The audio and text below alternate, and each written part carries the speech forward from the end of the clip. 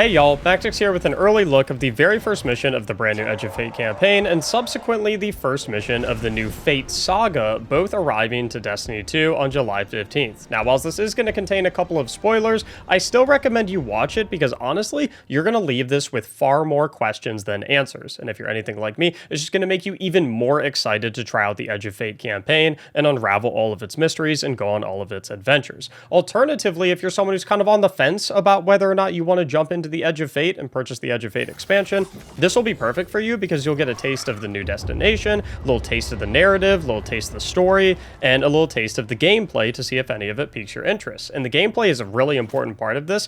Bungie has pulled out all the stops for this campaign and created a genuinely unique experience that we have never seen before in Destiny 2, and it's really something special. We'll talk more about it as we get into the mission and show it off, but for now, this is the brand new destination Kepler. It's got a really cool backdrop. You got this big aircraft carrier in the background, very mystical and ethereal energy waves going through the sky. In our hands is one of the brand new exotic weapons as well. It's a stasis arc combo hand cannon. If you want to see more about it and a bunch of the other new weapons in the Edge of Fate, check out my channel or my Edge of Fate playlist. I show off a ton of them. But we're going to adventure over here and something's going to fly right in front of our face. Watch your head. I've never seen Elixir move like this.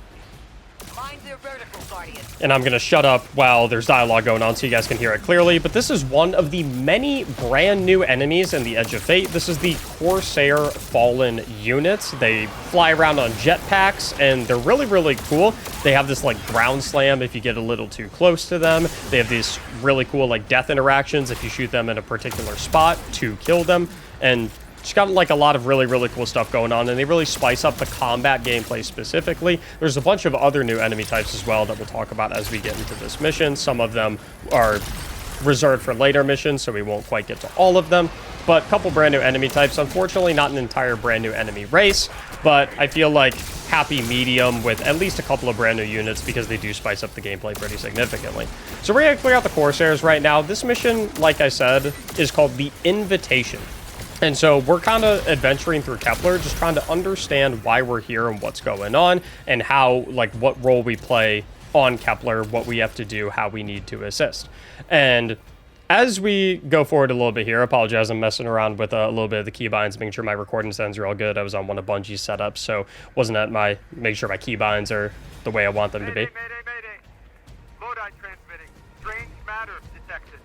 Singularity opening near local HI and NHI population. I can't tell when this Mayday was sent. Whoever made it understands the danger this place is in. But this signal's too weak to have reached us on Earth. This isn't our invitation. And so a couple of pieces of dialogue right there. The very first piece of dialogue that we actually hear directly from Lodi, one of the brand new characters in the Edge of Fate, and Ikora says something particularly interesting. It looks like we've got a blockade up ahead.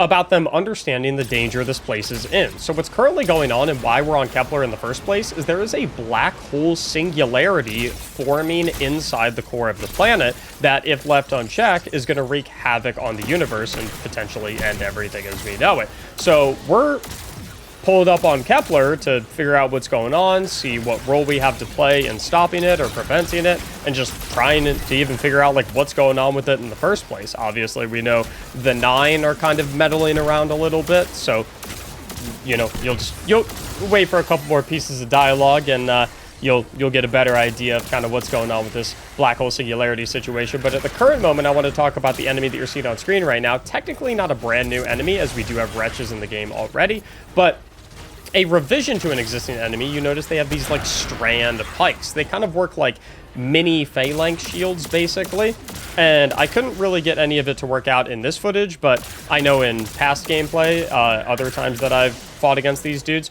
if you hit them in a certain way or kill them in a certain way, you can actually make the strand on their pikes explode and use it against them, and then it'll suspend them in kind of any nearby enemies that are also chilling right next to them. So another way to spice up the gameplay, a couple new enemy types and whatnot. So we've cleared out these enemies initially. We're going to kind of poke around, and we see Ikora. We're going to go and have a chat with her, see what's up. A singularity, a distress call, and now another ancient train. But how do they all connect? More importantly, how can we help? The status of the singularity will worsen with time. We can't do anything about that right this moment. But discovering a locking mechanism this complex and a radio transmission that sounds human means we could be on the precipice of encountering another pocket of civilization. By my triage, the most effective thing we can do right now is find the source of the distress signal. The trail we're following leads past the train, then scatters. We'll need to get through to find who called for help. The mechanism here appears to be missing some pieces. I've tracked materials nearby that closely match the frequency of the device. Find them, Guardian. So effectively, we're going to roam around the planet and try and figure out how we can get into contact with the person who sent the distress signal, aka Lodi. And he's about to drop a bombshell on us. Lodi transmitting. Status moonsick. Adrift.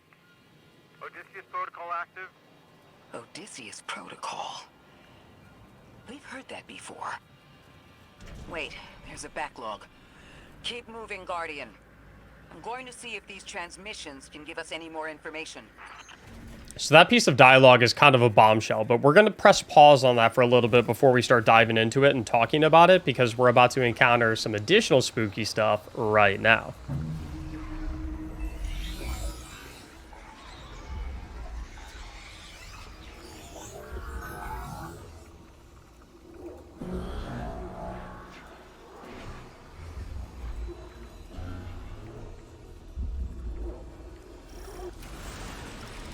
Your vitals stabilized. Must be a fluke. So that was one of the members of the Nine communicating with us right there. If you paid close attention to the top right of the screen, you would have seen that it said 7 in Roman numerals, so presumably that is the 7th member of the Nine. But we're going to press pause about talking about that for just a brief moment, because I want to direct your attention to what's about to happen right now, because this is one of the many Edge of Fate campaign-specific abilities that makes this campaign so unique and really sets the gameplay a cut above from a lot of other campaigns by creating a lot of interesting puzzle-like encounters and experiences throughout the campaign missions. This is Matterspark. Well, this sure is new. All your vitals appear to be in order, but your molecules are moving unbelievably fast. Guardian, this energy pattern is distinct from your expected paracausal signature. It matches the dark matter readings from when we landed. It appears you've managed to somehow fuse with dark matter. And so as you can see, as Ikora said, we fused with dark matter, and that gives us access to multiple different types of abilities all throughout the Kepler destination in the Edge of Fate campaign that lead to a lot of very unique gameplay experiences that we've never had before. So for example, Matterspark right here allows us to transform into this very tiny, very fast ball that allows us to get inside all these nooks and crannies and do all these navigational type puzzles to create a lot of depth in the environment when we're walking through these campaign missions. And when you combine this little Matterspark ball with a couple of the other abilities that we're going to get throughout the campaign, it just leads to some really cool gameplay experiences and encounter design that we've never really seen in any campaign before. With the Matterspark ball, you also have this cool little like dash that you can do around. You can charge up these electrical arc relays to open certain doors or empower certain things on the map, and it just leads to a very in-depth and more engaged gameplay experience contrasted to the run-of-the-mill way we typically do past campaigns, where we just kind of like walk through, kill a room of enemies, walk through, kill the next room of enemies, and so on and so forth. So as we adventure out here, we're going to kill this Exile Overseer boss, and we're going to fight him for a little bit. And it is at this time that I want to go back to one of the pieces of dialogue that Lodi actually mentioned, where he spoke specifically about being moonsick adrift and engaging the Odysseus protocol. What's so cool about this voice line is, even though we haven't heard it directly from Lodi's mouth in the past, we've heard this transmission before, specifically in the Vespers Host dungeon. So if you interacted with some of the lore interactables in the Vespers Host dungeon, the AI that kind of powers the Vespers Host facility, I apologize if I'm getting some of the fine details wrong, I'm no bite, but I'm gonna do my absolute best to kind of explain what's going on. In Vespers Host, the AI noted to us that they received a transmission that specifically noted being moonsick adrift. They said Lodi transmitting, and they said Odysseus protocol. And so Odysseus is a Greek mythological character that went and fought in the Trojan War. And the interesting thing about Odysseus is he traveled away from his kingdom to go and fight in the Trojan War. And the thing about Odysseus is it took him a very, very long time to get back home. I think it was like 10 years it took him to try and get back home across the Aegean Sea. I believe I'm saying that correctly. because his journey was filled with all these types of distractions, and he could not find his way home. And so this Lodi character that Bungie has stated very clearly many times, the narrative director Allison Lures said he was like a fish out of water, he's in a place where he's not supposed to be, and many people have astutely already noted that Lodi doesn't really look like a character that belongs in Destiny. So it's interesting that we have this like 1980s looking 9-to-5 office worker in Destiny who's saying these things about the Odysseus protocol being active, saying things like moonsick adrift. I don't know about you guys, but when I hear moonsick, the very first thing I think of is being homesick, but like the space version of it.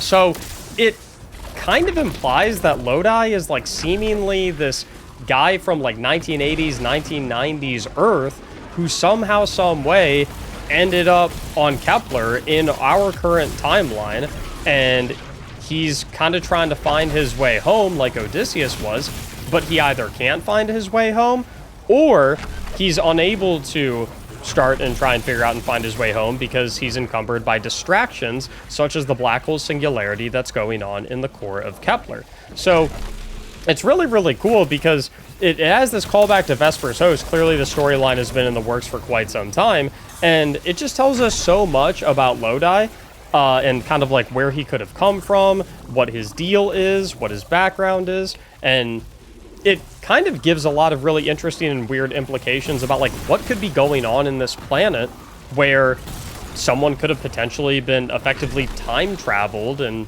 moved away from their timeline to end up in this situation.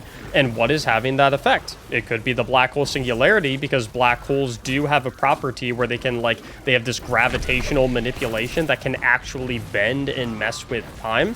You could also make the argument, very clearly the Nine have some sort of influence going on right here, as we just encountered a sort of conversation, I would say, with one of them. I guess it wasn't really a conversation, because interestingly, the Nine don't actually speak to us. At least they don't talk to us. As you could see in the little Nine blur pop-up, there wasn't any actual audio. We saw the subtitles, so we know technically what the member of the Nine was saying to us, but we didn't hear what they were saying to us. Interestingly, now this might be because the Nine typically use the emissary to communicate to us, but a bit of dramatic irony currently going on here that you'll see in a brief moment is that we are unaware that the emissary has kind of quit her job. Anyone who saw the Edge of Fate reveal at the very beginning, that very first cutscene that they showed, we saw the emissary kind of hearing a message from the Nine that they were to deliver to us, and she basically shed her Nine skin and basically quit. She said, you know, you want to tell them, fine, you know, you can have someone deliver your message, but it's not gonna be me. So it's very interesting because it might be possible that the Nine were technically always capable of communicating with us. It's just that they never really had to, because they always had the emissary to communicate with us for them. And now that the emissary has effectively quit her job, even though our Guardian and Ikora and everyone within the game doesn't really know that yet, we as players do know that. So it kind of leads like, were the Nine always capable of communicating with us in this manner? Were the Nine always capable of reaching out to us? And it's, you know, just now that the emissary has quit, they no longer have a vehicle to communicate to us. Now they're kind of actually interacting with us and engaging with us directly. There's just, like I said, this poses so many more questions than it poses answers, and it's one of the narratives that I'm really excited to explore when it comes to the Edge of Fate campaign. And it's one of the reasons that I recommended y'all watch this video, because even though there is a couple of spoilers, it makes you so pumped for all the different things that can be going on. Trained to invite us to a black hole. It seems whoever sent our invitation values consistency and catastrophic interference. About that. I got info, but you're not gonna like it. Try me. The gravimetric distortions, the dark matter, the weird train. An invitation? There's only one group of jokers I know who get up to those kinds of theatrics. The Nine. Well, that certainly is a theory. Although I would expect to have already heard from the emissary if that was the case. So now the Drifter hops in and says, guys, I only know one group of people that kind of operate like this, and it's the 9. And it's kind of a callback to Heresy, where we literally just finished the Chestiny puzzle, where we effectively went to Eris's throne world, and we were messing around with some chess pieces to unlock a cutscene, which allowed us to interact with the Drifter, and he kind of vaguely hinted at his dealings with the 9. He is one of the few people in the universe who does have direct dealings with them. They stuck that barge on the back of his ship where we accessed the Prophecy Dungeon, and he told us in that cutscene, Guardian, there's something throwing rocks at our window. Ikora also says something particularly interesting, mentioning that she would have expected to have heard from the emissary by now if the 9 were indeed involved in something like this. But a little bit of dramatic irony, like we said, something we as players know that the Guardian and Ikora and Drifter and all them does not know, is that the emissary is not the emissary anymore. She quit. She's done. She bounced. So, how is that going to unravel? How is that going to unfold? Unsure yet. Like I said, this is going to leave a lot more questions than answers. Honestly, let me know what your theory is about all this stuff. Like, what do you think is going to happen? Leave a comment down below and tell me what you think. I'm going to rerun the telemetry to see if I can find another radio transmission. Get us some answers. Achieved precarious stabilization, but still request evacuation due to hostile NHI. If we can't close the singularity, we're pulling everyone in with us. Anyone? You out there? Odd. The timestamp on this transmission doesn't make sense. It comes after the Mayday, but the timestamp says it was recorded many months before. Either someone is intentionally trying to scramble these transmissions, or the singularity is causing more problems than we thought. So right here, Ikora makes another interesting note. This Mayday transmission that we just received, very, very interesting, because the timestamp of that Mayday transmission from a timeline perspective doesn't make sense considering the timestamp of the original transmission alerting us of the singularity, noting that it could be the singularity messing with time, which, as we know, black holes and that kind of stuff, the gravitational pulls of them can mess with time. It also could be some influence of the 9. It also could be a combination of the two, where the reason that the singularity even exists in the first place is due to some influence of the 9. So again, like I said, it's just a lot more questions than answers, and it's stuff like this that makes me really excited for the Edge of Fate campaign, and really excited to explore all of the other missions and listen to the dialogue of a lot of the other missions. I've played some of the other missions. We were allowed to play a ton of the different missions at the Capture event, but Bungie specifically asked us not to have any dialogue on or any subtitles on for any of the subsequent missions that we've played. So from a pure narrative perspective, I'm basically right here with you guys in terms of, like, I don't really know what's going on, and there's a lot of mysteries being unraveled, a lot of questions popping up. What is the 9's, influence? What did the 9 have to do with this? What does Lodi's influence? What does he have to do with this? How is Drifter going to play into it as someone who has a little bit more experience with the 9 than the rest of us? How is the emissary going to play into it, not being the emissary anymore? When are we going to even figure out that she's not the emissary anymore? So much interesting stuff going on in this very first mission that really kind of blows the doors wide open. Indication of human occupation. No sign of mass casualty, which is a relief. Clear out the rest of these elixirs. With any luck, we'll learn more about what happened here. And so now we see another, not brand new enemy, but a modification to an existing enemy that makes the gameplay feel a little spicier, a little different. This is one of the captains of the House of Exile, and what's cool about them is you'll notice they have this, like, stasis, like, katana, I believe it's called. No, not katana. That's the name of the Mortal Kombat character. This, like, stasis, like, fan blade attached to their gun, which is really, really cool because it can absorb bullets. But what's cool about this little stasis fan blade thing is that if you shoot it enough, you can actually break it so that you have a clear shot on the captain. It will regenerate over time, but then obviously you can break it again. But the fan blade is attached to the captain's gun, so you actually don't necessarily have to break it. If you're able to, like, flinch the captain, for example, and they lower their gun down to their hip, then the fan blade, which is attached to the gun, will kind of go ahead and get lowered along with him. So, a couple interesting ways to play around the captain. Typically, stuff like this wouldn't be super impactful or anything like that, but I'm playing on the legendary difficulty of the campaign right now, but what's really cool about this expansion is this campaign actually has 4 different types of difficulties, if I'm not mistaken, through 4 different world I recognize tiers. those symbols. This is the House of Exile. And so the legendary difficulty is just the second world tier. You unlock world tiers 3 and 4 after completing the base difficulty or legendary difficulty, I believe. I could be slightly wrong on that. I apologize if I am.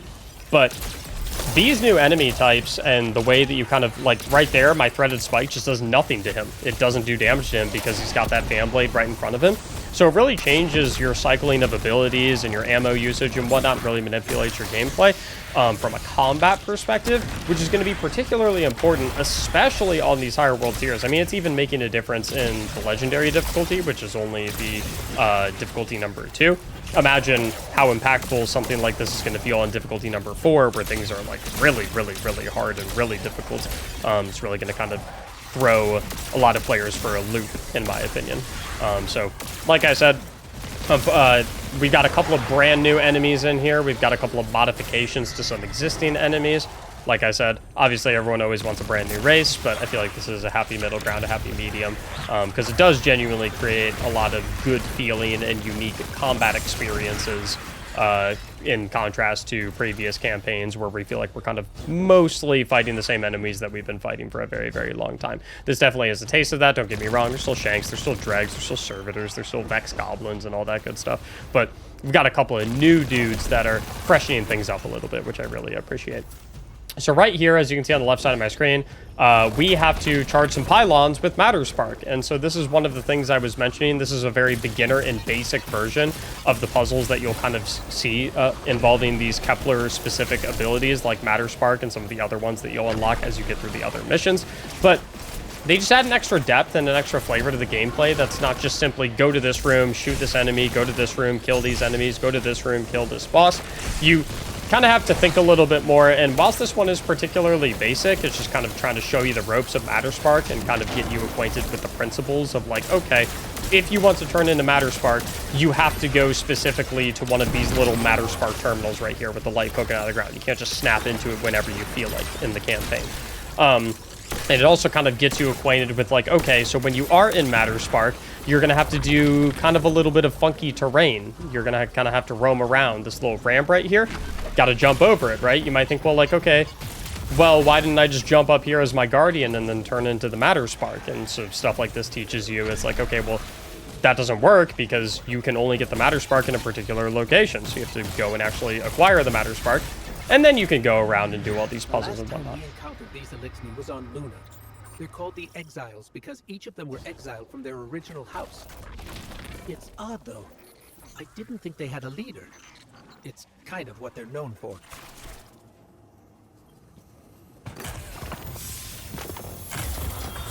That's the last of them. We've got what we need.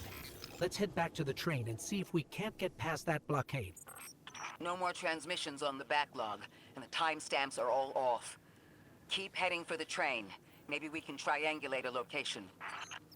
And so Ghost mentioned a very interesting thing there, specifically with the House of Exile, another new narrative plot point going on in the Edge of Fate campaign, where he is under the impression that they don't really have a leader, which historically is true. The House of Exile is just a congregation of a bunch of fallen previously from other houses who, as the name implies, were exiled from their house. So they're kind of the misfits, right? If that makes sense. They kind of band together and whatnot. And so as we get a little bit more into this mission, we're going to uncover a little bit more narrative and lore about the House of Exile. Right here, you're looking at me playing around with one of the new cloaks. Something you'll want to pay attention to is underneath the mods, if I move my cursor, unfortunately I don't, but you can see as I hover over it, the Ion Renewal. That's one of the set bonuses. There we go. Thank you, Mac. Past Mac, rather. This is one of the set bonuses coming with the Edge of Fate. Every single new armor set is going to come with set bonuses. And so if you want to learn a bit more about set bonuses, again, on my channel, I have a video all about set bonuses, the stat rework, the armor tier systems, the weapon tier systems, and a whole bunch of other stuff. And set bonuses are a particularly exciting thing that I'm really jazzed about as a build crafter. So If you want to go and check out my channel after you're done watching this video, you can go and check that one out to learn a bit more about set bonuses, kind of show off what they're capable of. I talk about a couple of them. But right here, and I'm willing to talk through this one because there's no actual dialogue, no audio dialogue, another member of the 9 is reaching out to us. This one specifically, top right of the screen, is 5. Roman numeral 5. This is the 5th member of the 9.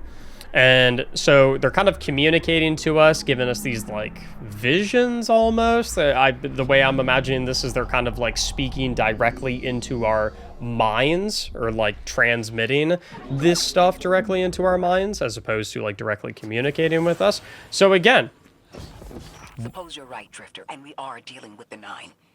You have the most experience with them. What did you observe in your interactions? Rumor has it the 9 are extra-dimensional.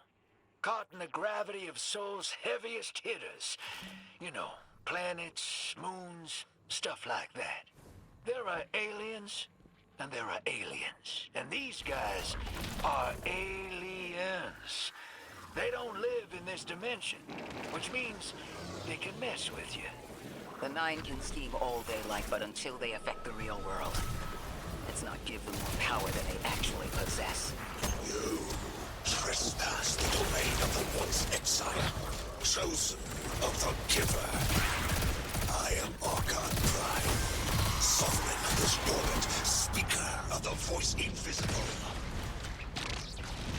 so a ton of interesting dialogue just happened right there. First of all, the conversation about the 9, Drifter kind of talking about how these dudes are like, we don't really know that much about them. They're like extra dimensional. They're tied to the gravity of certain planets within the Sol system. That also aligns with what Allison Lures, the narrative director, told us, where kind of each member of the 9 is aligned with a particular celestial body of the Sol system. Each one is aligned with like a planet. So there's one of the members of the 9 is aligned with Earth. One is aligned with the Sun. One is aligned with Venus. One is aligned with Saturn and whatnot.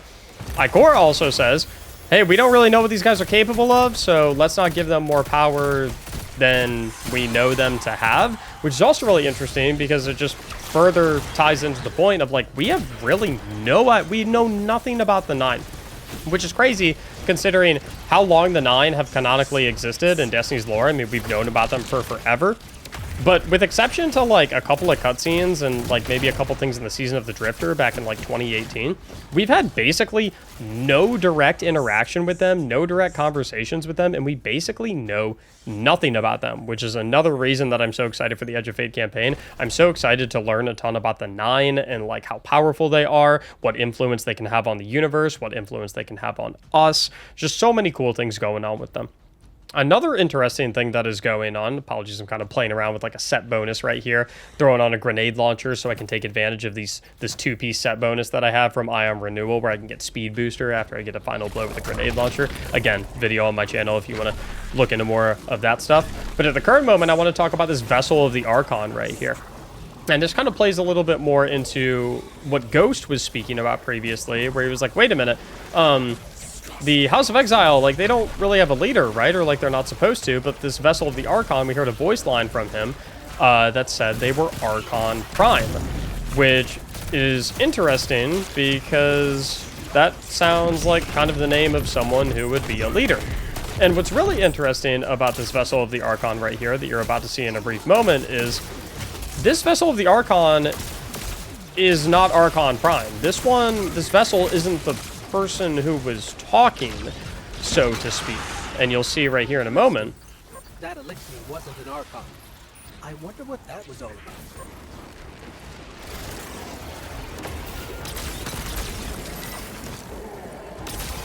In the wake of destruction, one exile falls, and 3 more rise. Hold on. That same voice, this Archon's voice, is coming from another elixir. I'm not sure what's going on. Exiles! I prophesied the deathless arrival. Creatures cradled and kissed by the infinite curse of the great machine. The grand design bids us destroy them. Bring death to the deathless. Fulfill the destiny of the House of Exile. Strengthen the singularity and ascend. That voice is coming from another elixir. So a lot of crazy dialogue going right there. So clearly there's this leader of the House of Exile named the Archon who is able to communicate through his vessels. As we saw right there, multiple of these different units, multiple of these different vessels of the Archon are communicating to us, and when we kill one, a new one spawns and starts talking to us. Additionally, this individual, the Archon, the leader of the House of Exile, said that they prophesized that we, the Deathless, the followers of the Great Machine, aka the Traveler, would arrive. And he also said that they need to strengthen the singularity and bring death to the Deathless, us being the Deathless. And so, whatever this black hole singularity thing is going on at the current moment inside of Kepler, I still don't understand how that voice jumped from one exile to another. The witness could possess, but that required a civilization's worth of darkness. Could something have drawn them here? Maybe the high concentration of dark matter is boosting this Archon connection to darkness. Darkness is about connection of memory, but it doesn't work like that. And dark matter, in spite of the name, has nothing to do with darkness. So this is something else entirely. the apologies, as I was saying, so clearly this seemingly House of Exile leader, the Archon, is like very pro-singularity, and they seemingly want to use it to bring death to us somehow. How is that going to unfold? Not exactly sure. Right now we're collecting this unusual vessel right here. One of the Archon's lackeys dropped something. Ophiuchus's energy readings are spiking. This is a container of dark matter, the same connected to the singularity. Don't let that go. So we found this strange lit capsule from one of the Archon's lackeys, which is a source of dark matter. It's connected to dark matter. How does that play specifically into the House of Exile and the Archon? Maybe it's the source of the Archon's power. Maybe he has a bunch of these things. I don't know. But for now, we're just going to have to wait and play for the expansion to come out, play more missions to get that answer. But for now, we're going to meet Lodi.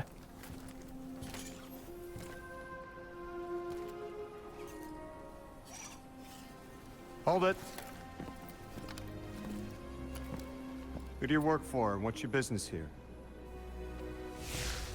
Telemetry originates at this location, but the signal is weak. What are you doing here?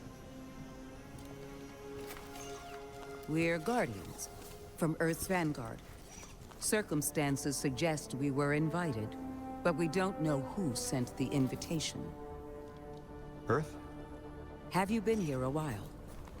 I have journal entries tallying 4 weeks, but my 5 o'clock shadow says a day. Something's wrong with time. It's my job to investigate.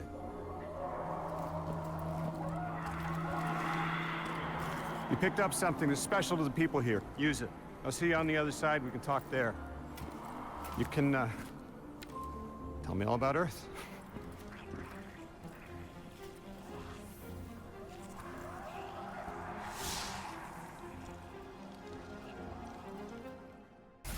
That's the man who sent the distress signal. But he didn't seem in distress.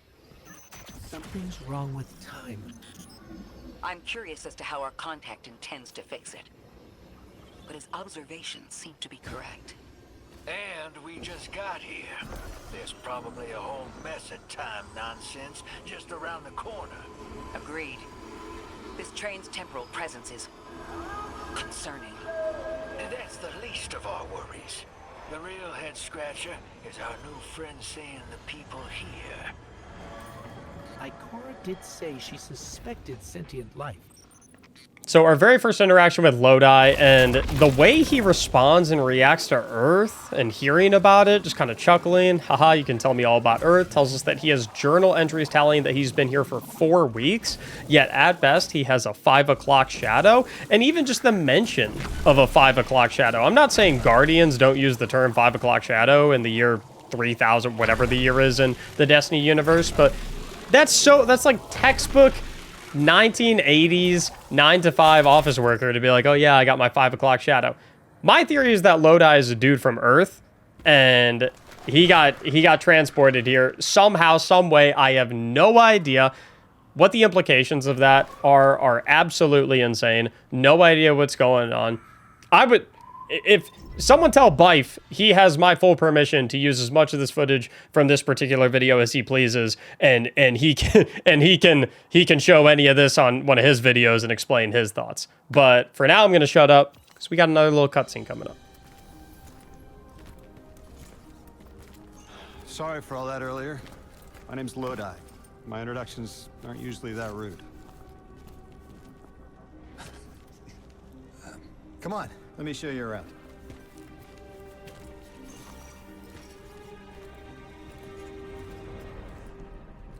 Your companion gave me a debrief about your mission before she insisted on meeting the scientists here. Scientists? Oh yeah, the Ionians are brilliant. They've been great hosts since I showed up here a few weeks back. Objects from a different time were sent to us, like we were called or invited. Did you get one too? Of sorts. I got a call of my own. I hope your ride was smoother than mine. Are you headed back to Earth after? Are you asking for a ride? It's just conversation. Appreciate the offer. I'm staying with the locals for a while. Time distortions all over this place. The Elixni make it hard to traverse further out. Fascinating, aren't they? You know, the language structure is similar to Finnish. Keep an eye out for the House of Exiles. They didn't like me getting close with my recorder. If you're here to sort out the time anomaly, it sounds like we're on the same side. I'll help you look into your calling card. You help the locals with some of the weightier tasks. You seem like you can handle yourself. First in a few words, I can appreciate that.